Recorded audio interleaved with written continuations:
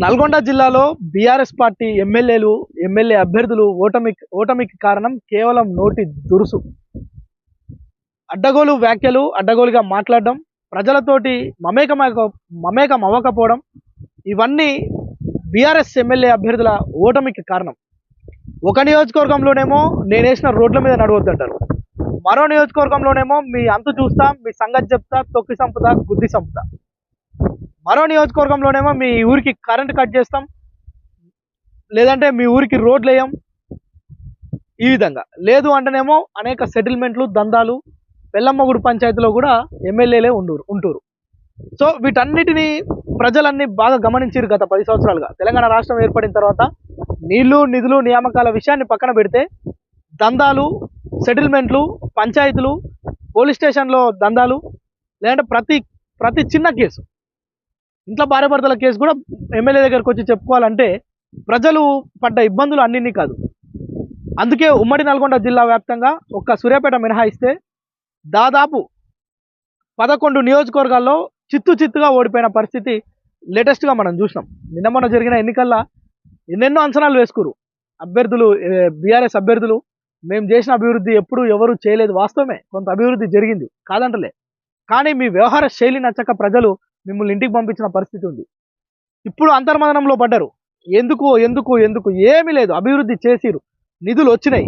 తెలంగాణ రాష్ట్రంలో ఉద్యోగాల సంగతి దేవుడేరుగా, నీళ్ళు వచ్చినాయి, కొంత అక్కడక్కడ అభివృద్ధి కనిపిస్తుంది, రోడ్లో లేదంటే బ్రిడ్జ్లో.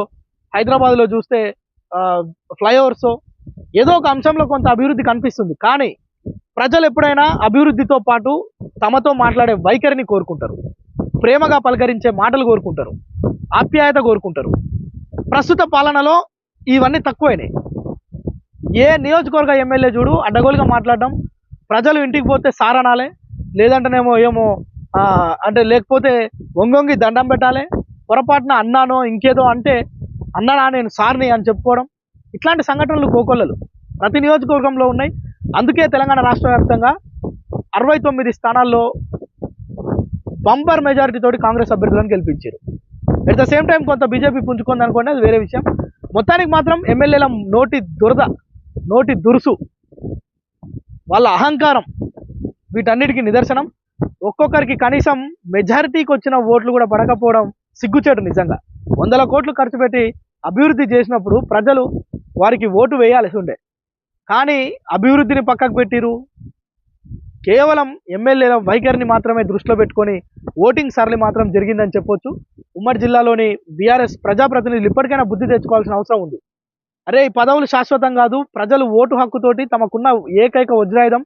మనం 5 ఏళ్లకు మరొకసారి ప్రజల వద్దకు వెళ్తాం, ఆ రోజు మాత్రం గుణపాఠం చెప్తారు, బుద్ధి చెప్తారు, కొర్రు కాల్చి వాత పెడతారు అనే విషయాన్ని మాత్రం ప్రతి ప్రజాప్రతినిధి, ఇప్పుడు గెలిచిన కాంగ్రెస్ అభ్యర్థులు కావచ్చు, ఓడిపోయిన బీఆర్ఎస్ అభ్యర్థులు కావచ్చు, అభ్యర్థులు ఎవరైనా కానీ ఎన్నికల్లో పోటీ చేస్తున్నారంటే మీరు ప్రజలతో సఖ్యతగా ఉండాల్సిందే.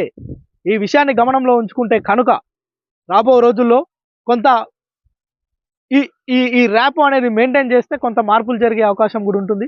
మొత్తానికి ప్రజాప్రతినిధి అన్నోడు ప్రజలతోటి మమేకమై ఉండాలి, ప్రజలతో ప్రేమగా ఉండాలి, అభివృద్ధి చేస్తూనే ఓవైపు ప్రజలతో అంటే కొంత ప్రజలతో సత్సంబంధాలు కలిగి ఉండాలనే విషయాన్ని చెప్పదలుచుకున్నాం.